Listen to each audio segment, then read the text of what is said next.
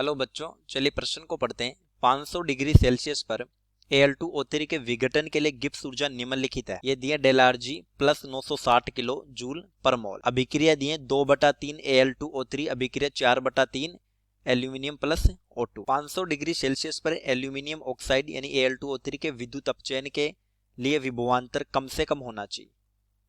तो हमसे विभवांतर पूछा है। आइए सबसे पहले प्रश्न की मुख्य उदाहरण पे बात है। अवधारणा तो देखिए, जो गिब्स ऊर्जा परिवर्तन और विभवांतर यानी ईसीएल के बीच जो संबंध होता है, डेल जी बराबर minus NF ECL.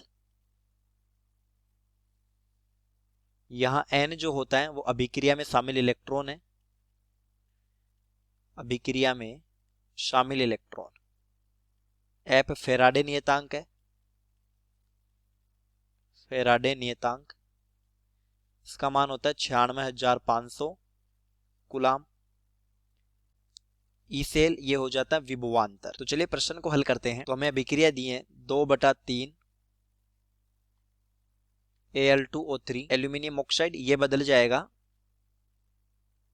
4/3 aluminium plus. तो देखिए होता क्या है, इसकी संख्या इस पर आवेश होता है और इसकी संख्या इस पर आवेश होता है। तो देखिए अभिक्रिया में शामिल इलेक्ट्रॉन ज्ञात करते हैं। तो ये 2/3 3O-2 ये बदल रहा है O2 में, और O2 की ऑक्सीकरण अवस्था 0। तो यहाँ 3 से 3 ये रह गया, 2O-2 जा रहा है O2 0 में। यानी यहाँ पर कुल इलेक्ट्रॉन कितने शामिल हुए? एक ऑक्सीजन की ऑक्सीकरण अवस्था में परिवर्तन 2 का आया, तो ये हो गए 2 × 2, यानी कि अभिक्रिया में शामिल इलेक्ट्रॉन 4 है। चलिए हमारे सूत्र से मान निकालते हैं। डेल जी बराबर माइनस NF ईसेल। तो यहां से ईसेल का मान हो जाएगा डेल जी बटा NF माइनस।